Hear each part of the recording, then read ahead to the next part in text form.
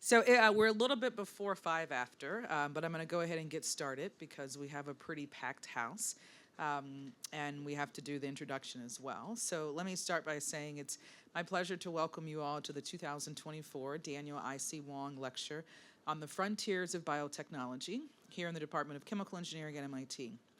This lecture series was established in 1999 to acknowledge the enabling technologies and developments that have sustained the growth of biotechnology and life sciences. It is the intent of this lectureship to recognize and honor achievements on the frontiers of biotechnology, as it was first named, and the distinguished scientists and engineers responsible for them. This lecture was renamed in 2014 in honor of Institute Professor Daniel I.C. Wang, a pioneer and leader in the field of biochemical and biological engineering. Professor Danny Wang received the SB and the SM degrees from MIT and his PhD in chemical engineering from the University of Pennsylvania in 1963.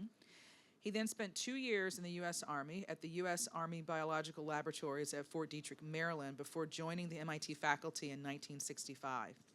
Professor Wang founded the Biotechnology Process Engineering Center, or BPEC as it was known, through the NSF Engineering Research Center Initiative and acted as its director from 1985 to 1998. His summer short course titled Fermentation Technology continues to be the longest running course in the portfolio. He was named an Institute Professor of Chemical Engineering at MIT in 1996. In 2000, Professor Wang was given the Temasek Professorship at the National University of Singapore, where he devoted part of his time to help Singapore in their biomedical science research and development. Professor Wang received many awards, including the Marvin J. Johnson Award and David Poor Memorial Lecture from the American Chemical Society, and the Food, Pharmaceutical, and Bioengineering, or as we know it, Division 15 Award, Institute Lecturer, and William H. Walker Awards from the American Institute of Chemical Engineers.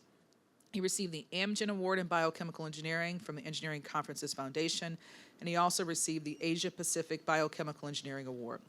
Professor Wang was elected to the American Academy of Arts and Sciences, the National Academy of Engineering, the American Institute of Medical and Biological Engineering, Academia Sinica, which is in the Republic of China, and the International Institute of Biotechnology.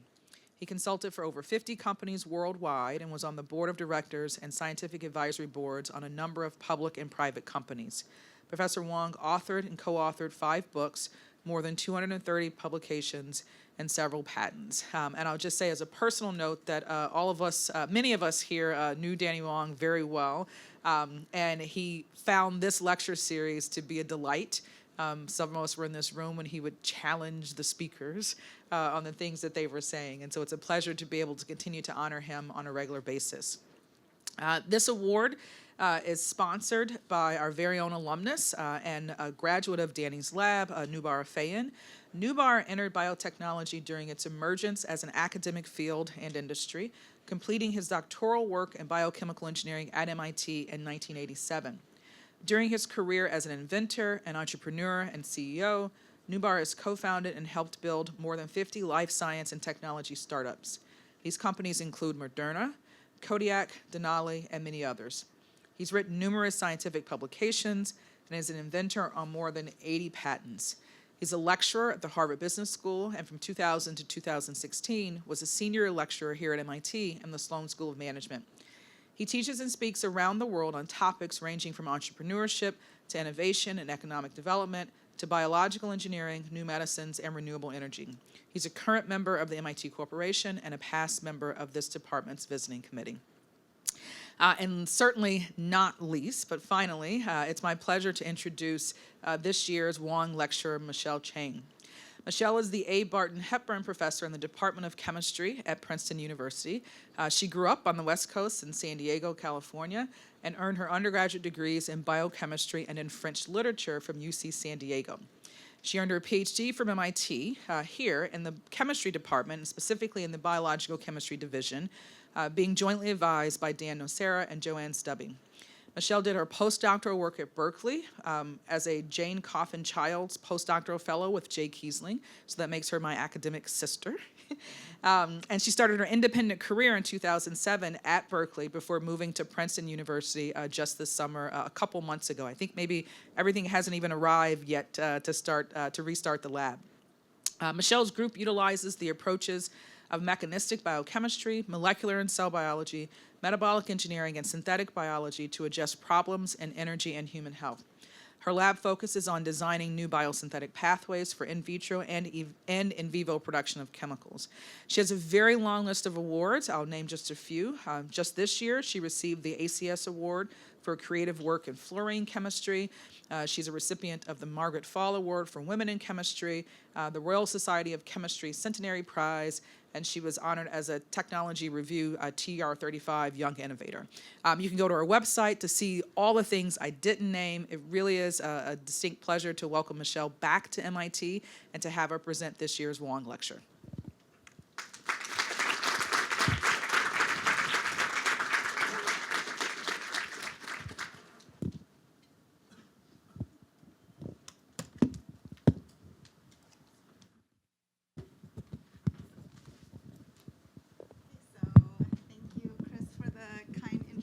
I was going to say it is always very hard, the hardest thing to come back to your alma mater and give a talk, but I was going to say, actually now I've changed my mind that the hardest thing is to give a talk after seeing a giant photo of you posted on the board before getting started, so I have now changed my mind there.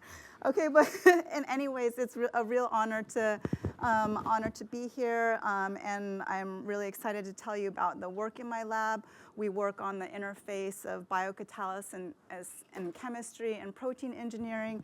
So I'm going to sort of talk, today I'm actually going to focus on one area of the lab, but talk about different aspects. So there'll be some mechanistic chemistry as well, and as well as some engineering. So hopefully that is okay with everybody. So I'm going to try to find a laser pointer. So as Chris mentioned, our interest also, Chris's lab as well is in understanding the chemical diversity in the natural world, what you make and what gets made in nature, and how to use that for technology. So living systems have really, figured out how to do many of the things that we'd like to do as a society in terms of making and discovering, bioactive compounds, making materials that are biodegradable or templated with very small scale precision, or doing reactions like fixing CO2. And the question is really whether we can take advantage then of this chemistry that we find inside the cell to do the things that we normally do with chemistry, is to make these types of molecules to be able to use. And so my lab does work in vivo and in vitro in terms of metabolic engineering and enzyme engineering, but today I'm going to focus mainly on what I feel in chemistry now they call biocatalysis in terms of individual enzymes and their usefulness. So many of you are probably familiar with the idea of enzymes as highly selective catalysts, and they get used now in chemical processes. This is one long-standing example that many of you might be familiar with that Merck uses in their synthesis of Januvia, where they're able to replace basically a whole lot of chemical steps with a single enzymatic step because of the selectivity, because of reducing the amount of side products and reducing then purification and the step count. They're able to really, overall increase the yield as well as decrease basically the waste, et cetera, from this. And because of this, people have really taken an interest, I think, in terms of enzymes as tools for synthesis of fine chemicals and what they can do. And so it's been long-standing that there are many families that we consider domesticated for this purpose. And so I'm just going to give you some examples. In chemistry, we would call them, what they do is functional group conversion. For example, you can hydrolyze this ester, but you can do it stereoselectively to get you the right stereoisomer. So it's a simple hydrolysis reaction, but that can often be important, what we call kinetic resolution. You can do things like you can add things across double bonds, et cetera, to make new functional groups, convert between, do CN bond forming reactions, for example, which are important in pharmaceutical catalysis. So these types of families, actually this very select set of families, is mature enough to be used for process and to be reliably developed for process. But really, if we want to build a new language of using enzymes, there's a lot of missing pieces compared to chemical catalysis. And how do we build those new interfaces? There's a lot of types of reaction classes that we would like to see. One, of course, is CH activation. If you think about what is an enzyme good at, it's good at being very selective in modifying one position. So if you could turn any H atom into a different functional group, that could really allow you to streamline synthesis. So CH activation is important. Things like oxy-functionalization, again, it's a CH activation, but you can also do things like oxidative dearomatization. What is the advantage of enzymes is they know how to make stereocenters. So those are sp3 centers. That sort of sp3 density is what people want to see in bioactive compounds. CC bond forming reactions, how do you start to put pieces together? How do you make complex heterocycles, carbocycles in the way that you want? And so these are the types of reactions that we would like to domesticate as people interested in biocatalysis. So today I'm really going to focus on one type of reaction and one family and tell you different aspects about it. I'm going to focus on looking at enzymatic CH activation, how we activate sp3 hybridized positions with non-heme iron enzymes, and how that works, how we've found that it works, so that's a little bit more mechanism, how we apply this to engineering, what we can do, and also discovery. So how do we actually go out, discover new catalysts to be able to use in making the types of molecules we'd like to make. Okay, so with that, this project was kind of a meander in terms of how we got here based on other things that we were doing in the lab. So we had started, when I first started the lab, we were very interested, still interested in organofluorine molecules. So fluorine's important for drug design, but we don't really find it in natural molecules. So there's an organism here that makes, it's a soil microbe, Streptomyces cattleya, that makes fluorothreonine, so a non-canonical amino acid. That's a threonine analog. And what a student, Jorge, in the lab, who was a chemical engineering student, found was a report that it made this terminal alkyne containing amino acid that's also a threonine mimic. And so what we thought is very obvious, just that, if we can identify the biosynthetic pathway, we could put it encode it into things like peptides, into proteins as an amino acid monomer unit and tap into bioorthogonal chemistry. Anyways, this is published quite some time ago, but Jorge and Monica, another chemie student, identified the genes that encode this biosynthesis of this amino acid using a combination of bioinformatics and metabolomics, and identified this pathway here. So what I'll point out is that it starts with a canonical amino acid or a proteinogenic amino acid, lysine. And then it gets activated in this halogenation step. So these are, if you remember, sp3 hybridized positions, so aliphatic carbons. They are difficult to activate, and then you are able to selectively introduce a chloride. Because of the positioning, that becomes important, but you can cleave off the methylamine fragment here to make this double bond. And then because of where the chloride is, you can do elimination to make an allene, and then that isomerizes to make the terminal triple bond or the alkyne. And there's some other steps that then allow it to be hydroxylated. So these have two different flavors of pathways, which I'll tell you later about. There's propargyl glycine that contains the hydroxyl group that mimics threonine, and then beta-thionylserine, which doesn't and which does. Okay. And anyways, and just so we got very interested in this very first step, where we have this radical halogenation, because again, it's what enables the efficient synthesis of the terminal alkynes. So you can see how it's what we call a semi-synthetic handle, meaning when you introduce it, you're able to make things downstream. And so we got very interested in organohalogens because, again, they're a handle for doing different things downstream in synthesis. And so what was so interesting about these? So they do CH activation, meaning out of all the different CHs in the molecule, it picks the one that it needs to do. It does it stereoselectively. So there are a lot of enzymes that do CH activation. It's also a strong focus in synthetic chemistry and how we use CH activation as a way to streamline synthesis. But what's different about the halogenase is that it does do CH activation. So it starts with this oxygen binding to the iron 2 center. It forms an oxo, or high valent iron 4 oxo, which I'll get back into later, that's competent to abstract the CH atom. Of course, there's a lot of people here who have looked at this. This was discovered and characterized by the Walsh and Drennan labs, and also the Kulik lab has also been looking at these enzymes computationally. But this does CH activation, meaning that it removes the CH from the substrate to generate a radical.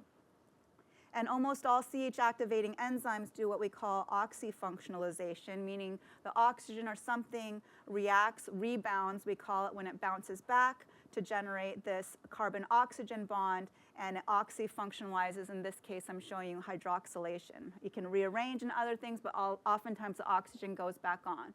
What's different about the halogenases is it has an empty coordination site where it binds a halide, or like a free anion, and instead you change the axis of the reaction. Instead of reacting with the atom that's right there, the oxygen, it somehow changes its reaction axis to rebound with the halide atom to carry out halogenation. So it's very flexible in thinking how you might alter this to convert it to other anions, to think about how to make new bonds. And so we got interested in how this works.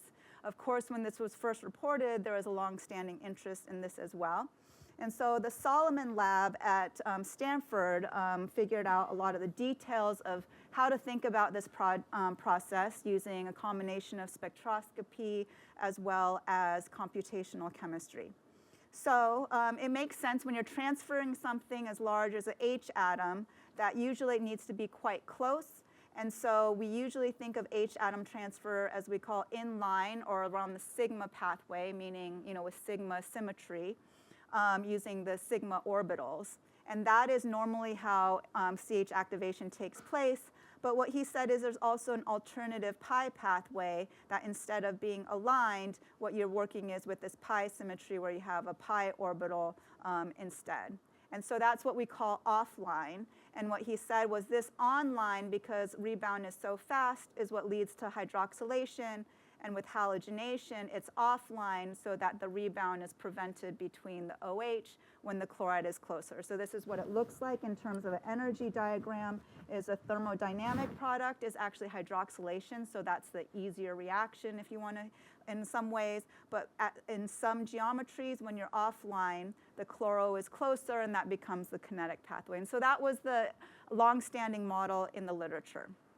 And so what we thought is that with this new family of halogenases that take small molecules instead of protein-bound substrates, that we had the opportunity to look at this more closely. So what we did was we used bioinformatics. You can see that it splits up between halogenases and hydroxylases, so one that rebounds with OH, one that rebounds with chloride. And in this, we have a very closely related pair. It was closely related enough that we thought if we can engineer one into the other, that maybe we can identify the minimal number of amino acid changes that are required for that process. So that's what Monica did, is that she took the two, she shuffled them together, meaning she generated a library of sequences where they're a mix of both, and then she subjected it to a screen. If it chlorinated, you can turn it into alkyne based on our biosynthetic pathway, and that you can click to. It turns green, fluorescent. If it hydroxylates, you don't get a click reaction, and then you can distinguish the two. And then what we do is we just sequence the library and figure out what's absolutely required to convert this hydroxylase into a halogenase. So this is what she found in the end. So here's the wild type hydroxylase.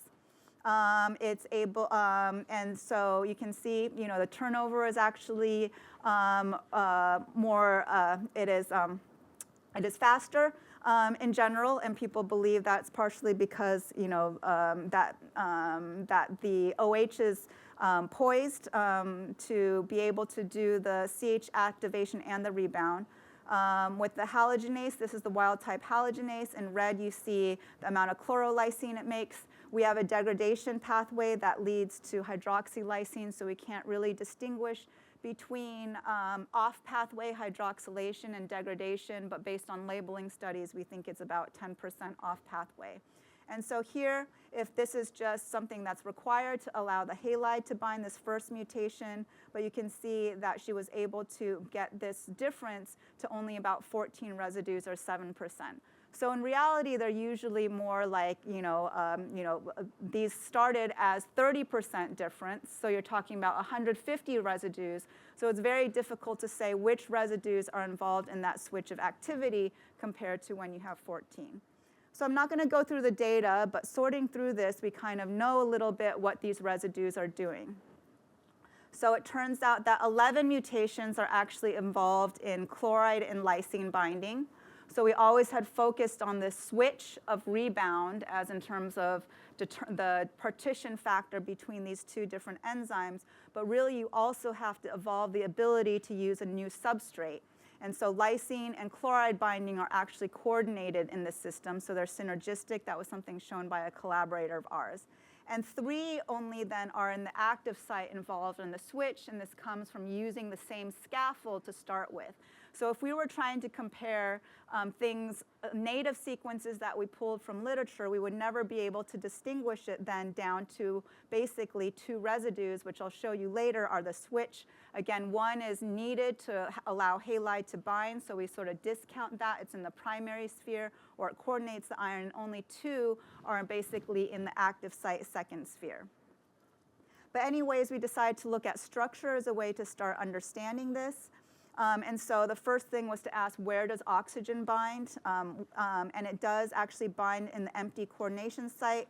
This is a depiction of what the iron 2 anaerobic structure looks like. And when we use NO as a stand-in, this is where it binds in the empty coordination site. That's not a given because it actually can change conformation. And then next what we did was we used vanadium oxo as a stand-in for iron oxo. So if you were to show the iron enzyme oxygen, it would do a reaction. And in fact, we can use that as a strategy to get intermediates in the catalytic cycle. But it would be very difficult to capture the oxo. So we use vanadium instead because it's non-reactive. But what Eli found was at pH 7 is that the bond lengths are very different from what's expected. So basically what you have is that the vanadium chloride bond is shorter than expected and the vanadium oxygen bond is longer than what's expected, and in model complexes as well as other protein crystal structures. And it was very difficult for Eli to actually fit the electron density properly. And so what he found was he could actually fit it to 2 isomers, one where the oxo is online or inline, so proximal to the substrate, so poised for CH activation, and one where it's offline or distal to the substrate. And so, of course, you can always fit something better to 2 things than 1 usually, but anyways, he was not able to fit it, and then DFT showed that we couldn't reproduce the observed bond lengths in any of these combinations with a single isomer. And you can also tune this by pH. If you have this at low pH or pH 4, then you only get 1 isomer. So it gave some credence to the fact that sometimes it might be 2 different isomers of this oxo. We can use things like XAS. I won't go into details because of the nature of this class. I won't lecture. I will not go into details about this, but the X-ray absorption data suggested that the halogenase was quite broad, and so might again be better represented by 2 species. We could also use EPR, and then that did show distinctively that there are 2 isomers for the vanadiol because it can see all the different species, free vanadiol, unbound vanadiol enzyme, as well as the 2 different isomers. And then the question is, what happens with iron? Of course, the Kulik lab has seen that vanadiol don't substituted enzymes don't necessarily are necessarily directly one-to-one correlation with the iron oxo. And so for this, Yanni did some computation to show actually the reason why these are so accessible is that they have the inline and the offline isomer with iron at least are actually enantiomers of each other. And that means there's a very low barrier to their interconversion. It's basically a mirror image of itself, so it can easily interconvert between the 2. However, even though they're very close to each other in energy, they're very different with respect to how they behave with CH activation. So inline, of course, it's much closer, so you have a very low barrier, or not very low barrier, but an accessible barrier to CH atom abstraction. Whereas with the offline pathway, which is very distant, then you have a high energy barrier, so high that we would expect it to be prohibitive. However, we can measure this experimentally using stop flow.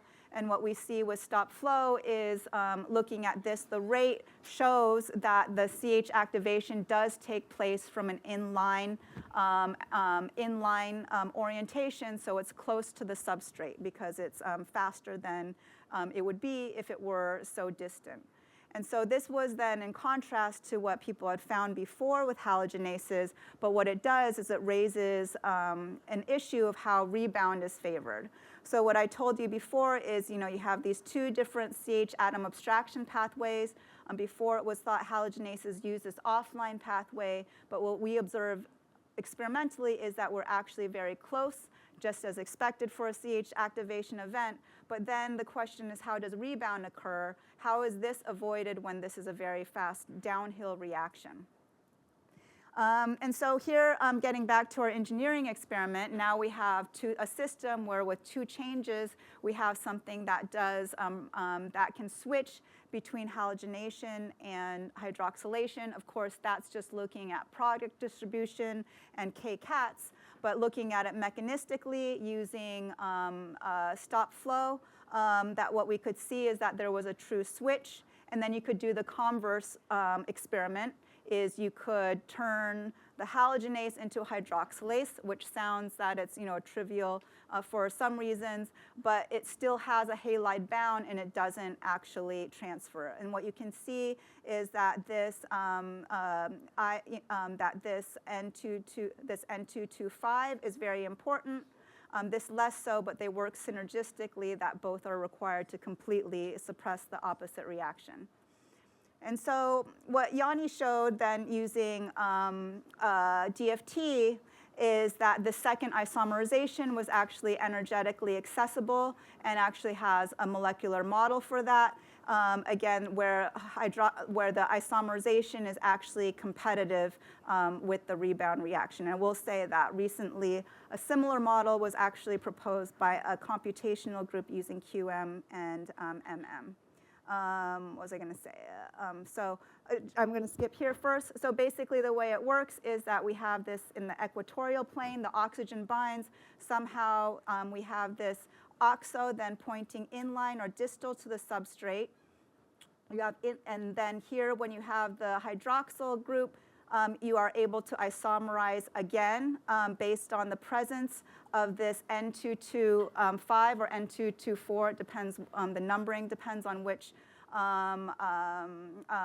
enzyme that you have, and it's coordinated to this water.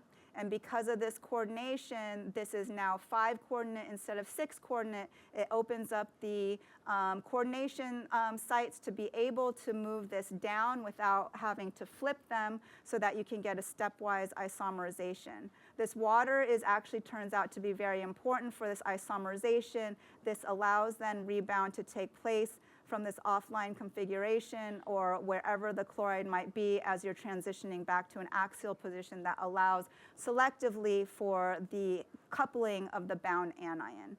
And so just to show, like, we can actually get crystal structures of these mutants, and what we see is now that water is missing when we mutate that from asparagine to valine. And while we can't pinpoint the exact differences when we mutate this 151 between hydrophobic versus polar residues, we can see disorder in the hydrogen bonding network that we think is important.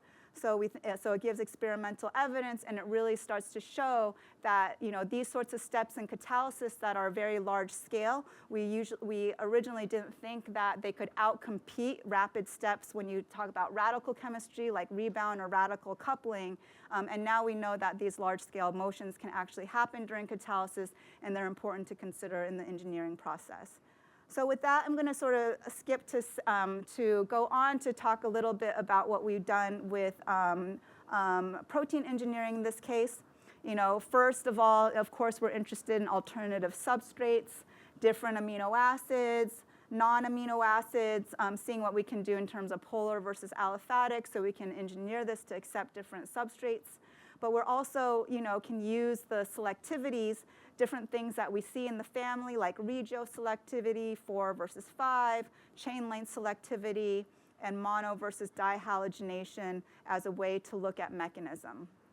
So I didn't want to spend too much time on more biochemistry, but this project here, looking at mono versus dihalogenation, has been very important, informing us what we think is happening, because I just talked to you how, fractions of an angstrom matter in terms of what reaction takes place, yet these dihalogenases can actually work on both sides of the substrate, so both sides of the carbon, and actually do CH atom abstraction rebound on both sides.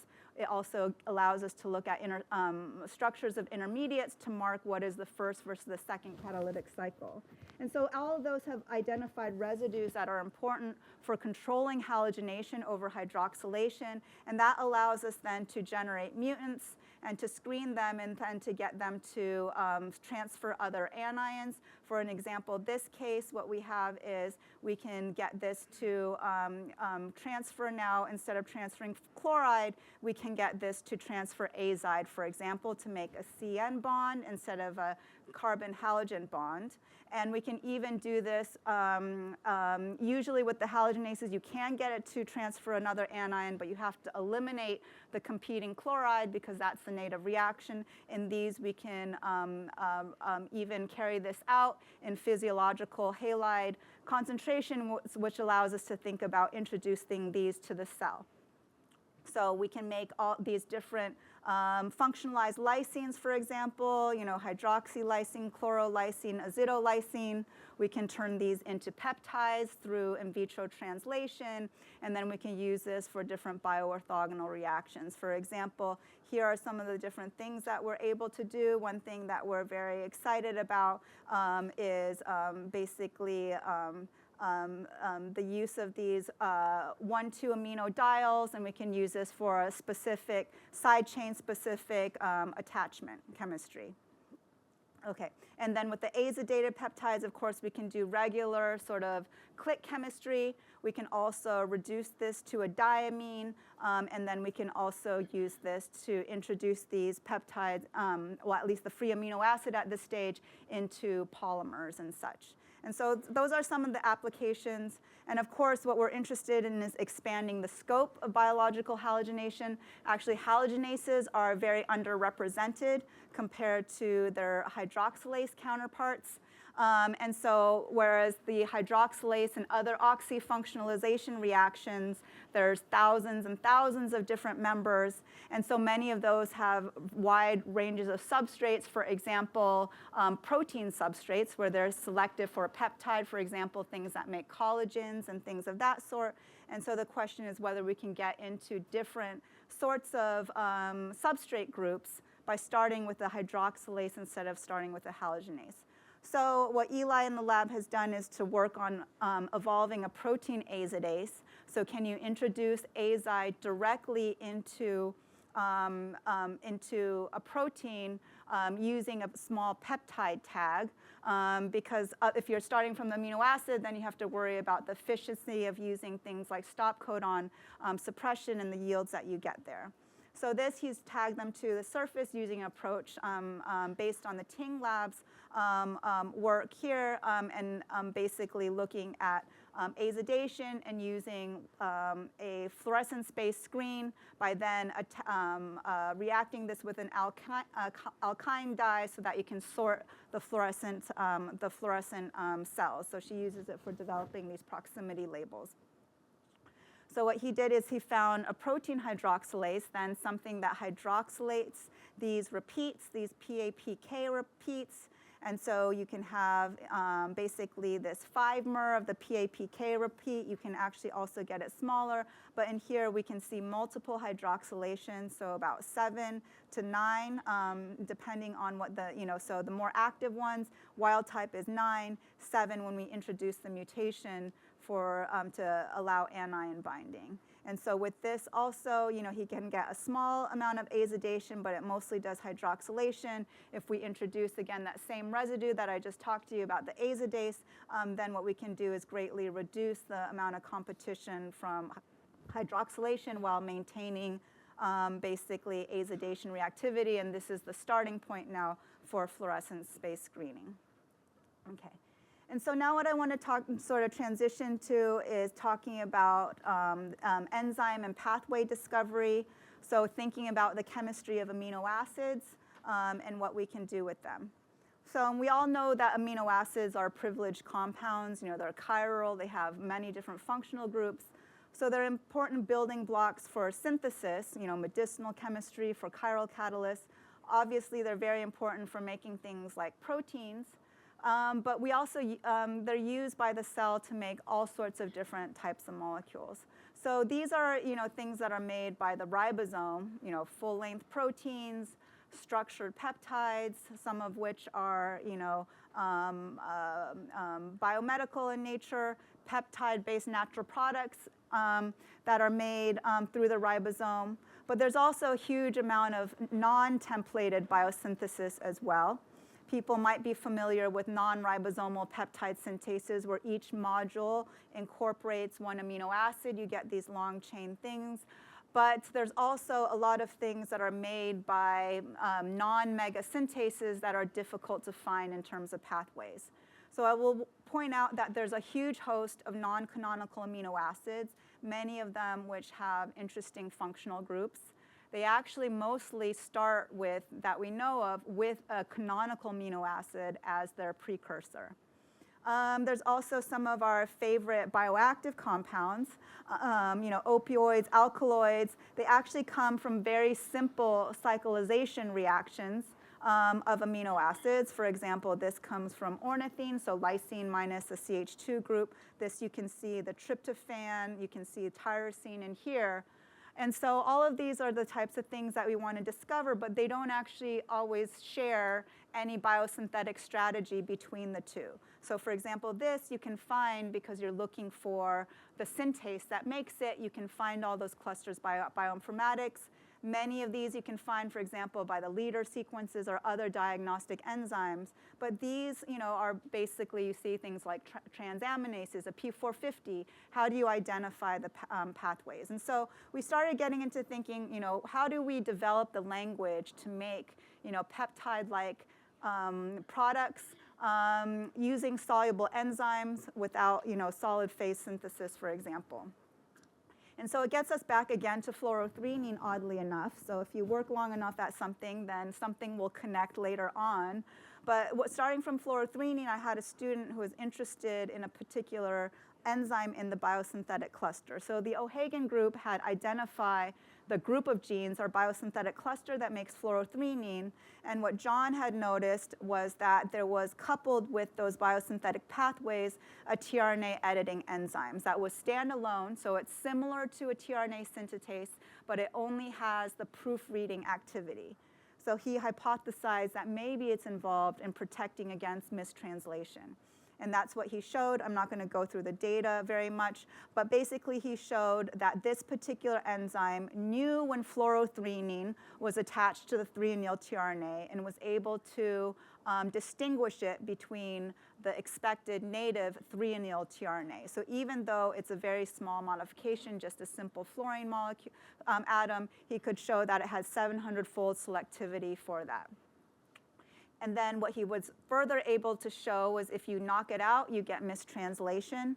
So it's actually relatively high, is that you can get over 10% mistranslation when that's knocked out, presumably because fluorothreonine is a close cognate.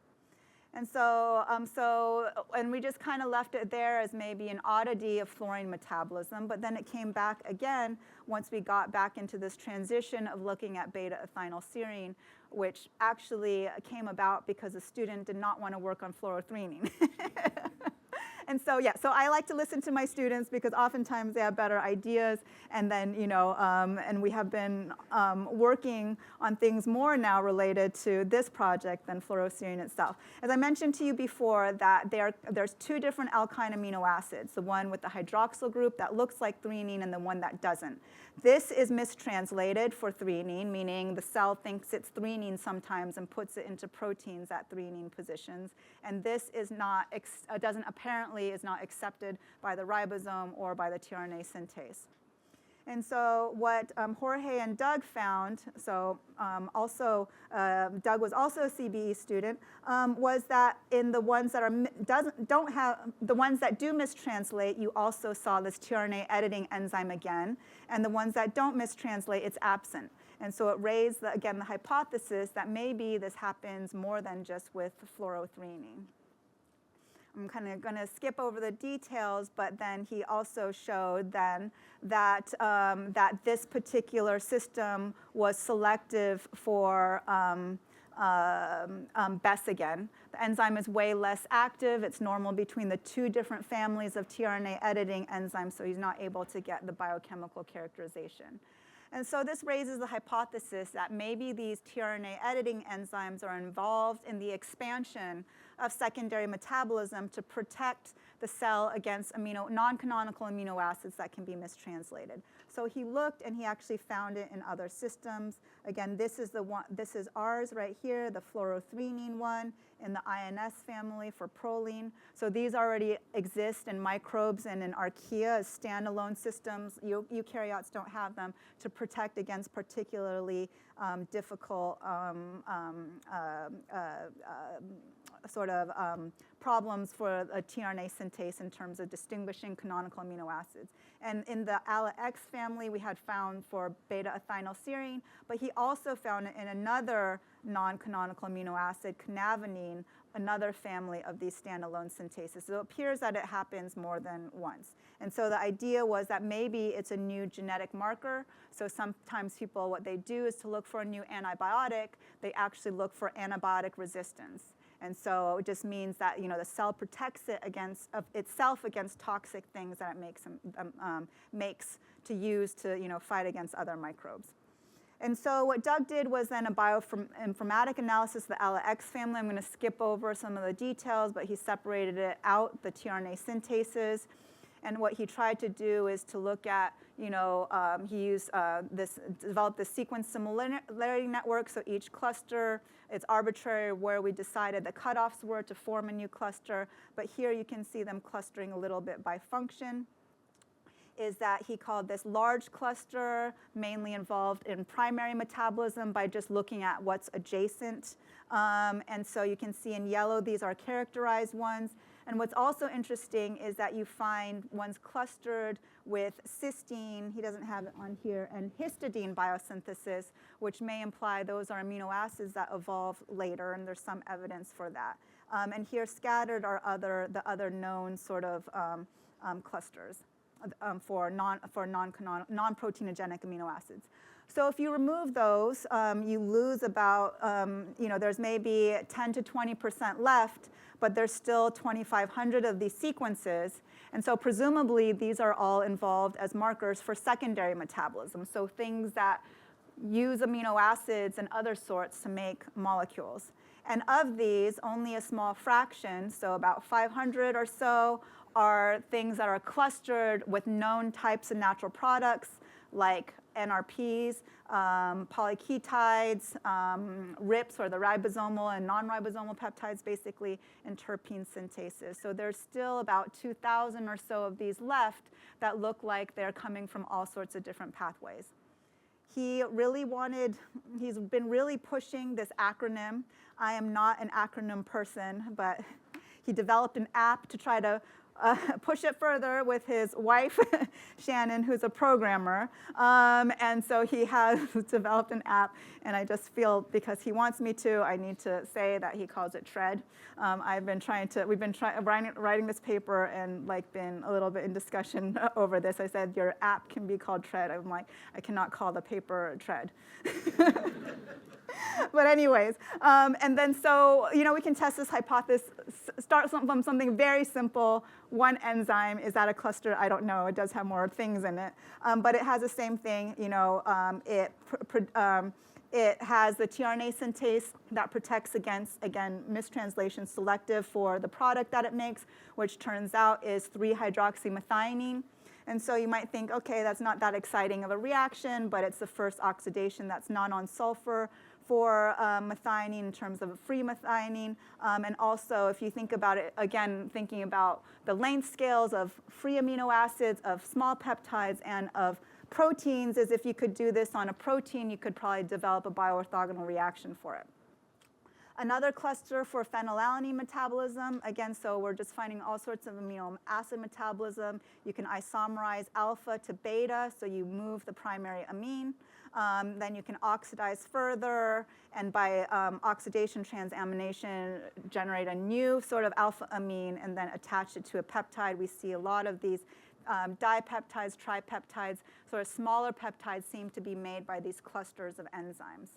And so if you just look at one of the fragments that you can make, you can change the stereochemistry of what I showed you by protein engineering, for example. We can make different analogs using phenylalanine analogs that are taken through these steps at various efficiencies. You can use this as a way to make amino acids from free acids. Of course, we can take aromatic ones, as I just showed, but we can also use aliphatic cyclic, and we can actually use linear aliphatic as well. So this is something that can be developed for that purpose. And like I mentioned, we can alter the stereochemistry by which the amine is installed. More complex pathways, for example, I said, Doug, those are very nice, but people will want like a product that has maybe like, something cyclic, maybe an N-N bond. So then he went in and he looked specifically for something of that sort. And so this has a cassette in it involved in making a hydrazine. So the nice thing about these pathways, as I mentioned, is that non-canonical amino acids, like you see ours, it comes from lysine. That's similar for all other non-canonical amino acids. These types of pathways, even though they'll make, introduce functionalized amino acids in them, either are promiscuous enough or utilize typically a proteinogenic amino acid as a building block. So it allows us to very quickly get into pathways and looking at products, because we can start with 20 amino acids, test them against the enzymes in the pathway, and usually find if they're soluble and they're active, we can oftentimes find a starting point to use for example, labeling studies. And so he was able to see that one of the enzymes takes arginine to hydroxyarginine. One of them takes lysine to N-hydroxylysine, so oxidation of the epsilon amine in the start to make the hydrazine, for example. That's what it's used for. And then now that we know that arginine, we know that, I didn't mention it, alanine, and we know that lysine form the building blocks of this tripeptide, then we can use metabolomic study to say what is the actual product of this pathway. So we validated it with metabolomics, and we can see that it takes that we can see the expected labeling pattern. However, there was an unexpected labeling pattern where lysine could make it in once as the amine a nitrogen that we expected, but then sometimes the rest of the backbone also made it in, and that was a very confusing point that lasted for maybe like a year or so as we figured that out. But Doug did, you'll be happy to know, figure it out, characterize it, graduate, and has a job, most importantly. So this is a pathway that he figured out. So I mentioned you get hydroxylation. This is the stereochemistry based on NMR comparison of J values, what we expect. And this was also hydroxylation event. The hydroxylysine goes on.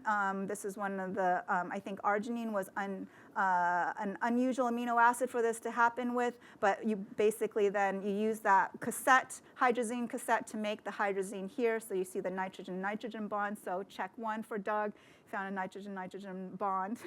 And then what he also found was then that, like I said, with the labeling, he knew that this one nitrogen went in, and that was expected to form the hydrazine. He could see that you added alanine to make the hydrazid right here, but then sometimes lysine was there and sometimes wasn't, and then he finally figured out this residual coming off hydrazine formation with the aldehyde was actually cyclizing onto itself, and it was going on as a cyclic amino acid. So, again, from the metabolomic studies, we could see we're missing a degree of unsaturation, whether it's unsaturation or cyclization, so that this all fit in, and this was what he was able to see.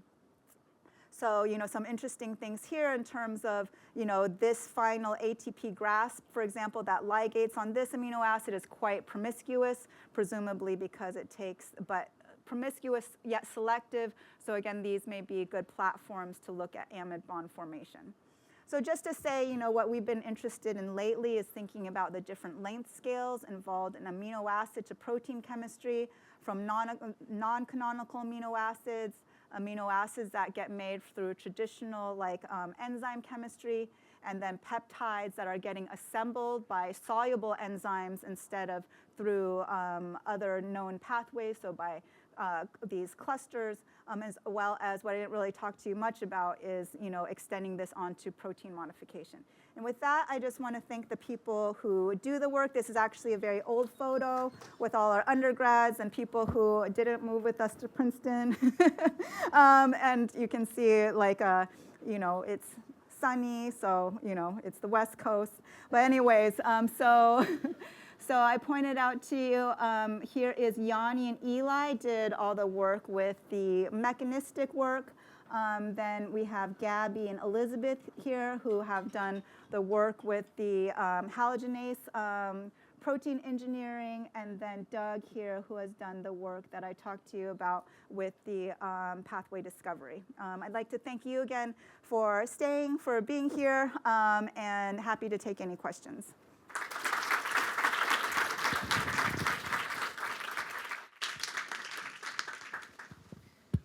I thought I was turning this off earlier, but apparently I was just rubbing on it. Questions for Michelle. Talk us over for questions. And I will ask one to start while people are thinking. And you sort of answered it in your last part, but the main question is that as you think about being able to use these new enzymes that you find for new products, how flexible are they? And as you look at increasing promiscuity, what's the trade-off between having a broader substrate range and perhaps losing some activity? Yeah, so that's a good question. It's something we're talking about right now. So, the idea is whether you can actually make peptides in solution, order them. What you find is if you use high concentration of amino acid, you can get all sorts of pairings. But if you use a low or stringent level, then you will selectively typically get the one that we think is the actual product that's consistent with metabolomics. So a lot of times we use metabolomics as a way to say, if this is an in vivo concentration, what does it naturally make? And so we're trying to, what we want to do is to characterize enough that we can understand what are the biochemical parameters for looking at that selectivity. In terms of promiscuity, so things that take like a modified amino acid, like a hydroxylated amino acid or the cyclic amino acid, they will often take other things. They will often take, the non-modified. So you will see in vivo both the hydroxyarginine and the arginine version of the same natural product. So it does have some promiscuity, I think, based on what it expected or didn't expect to see, but that's something that we're looking at. And we have a feeling, and we would like to say, because when we look at the bioinformatics, for example, basically these ligases, you can have anywhere from 1 to 5 normally in a pathway, so presumably a dipeptide to a hexapeptide is kind of the size range that at least when you get to the third one, they seem to be a little bit more promiscuous as well. So we'd like to see, how far does the substrate selectivity extend in terms of recognition of the peptide. And so we feel like either way we see it, if we screen enough, maybe we'll find the ones that we're interested in for different applications. But for example, if it isn't selective, then you could use it for N or C terminal modification of a protein, for example. So there's just different applications based on what we find. So for the So for the first project, which was like the decarboxylative halogenation, Yeah. I know you guys have the two different isomers, and I assume only one does the actual halogenation that you want. Is there any way to engineer further so that you only prefer the isomer that gives you the halogenation product? So basically, what we see is that you need to have access to both isomers. So basically, it like switches instead of being static, where there is one isomer, it puts whatever is supposed to be there like up towards the substrate, basically at different stages of the catalytic cycle. So when you want to do CH atom, because in the limit of time I didn't want to go through gory detail, like the oxo versus the hydroxy. Sorry, maybe I should put that up. I'm also realizing that I maybe didn't have the microphone on. Sorry. I'm so bad at escape. So where is it here?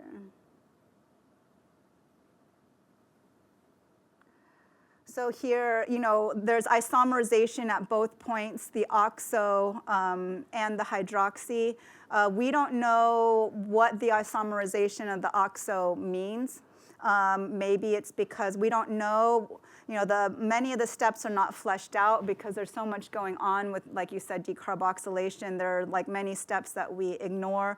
But if maybe it's because the oxo is formed here, we don't know, or we don't know if it's formed there or if it isomerizes there, and like what the relevance is of isomerization of the vanadyl oxo. But we also think it isomerizes freely in the hydroxy form after CH atom abstraction. So all we really know is that we're confident that CH activation takes place proximally.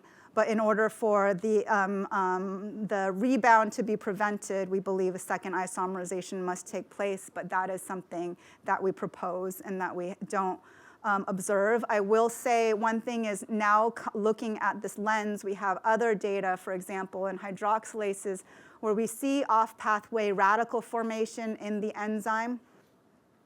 And so we think that it is like it's the isomer of the oxo because those amino acids are along the equatorial plane. And by doing that, I think we're going to be able to measure the relative rates of those processes. We can also get radical clock substrates working and look at the relative ratios of rebounds as well. Yeah. Thank you. I have to come down so I can look up and see. Other questions? Yeah. Actually, behind you, there's a microphone. Thank you for the talk. I'm curious about the outlook of using halogenases on non-amino acid substrates that might also be useful for small molecule pharmaceuticals. Yeah, so what I will say is sometimes it's a little bit demoralizing that when we look across when we explore the whole family, they almost all work on lysine. These are thought to be kind of reserved for sp3 bonds. So it's naturally they work on the methylene parts of amino acids. They do tend to, many families, work on amino acids as well. Currently, Yanni, a postdoc, is also working on a discovery project for new halogenases. It appears to be working, but he did find other amino acids, maybe peptides, but that's also because he focused on things that were going to be easier to validate in the first round. But someone did find a nucleotide, so we would love to find things that are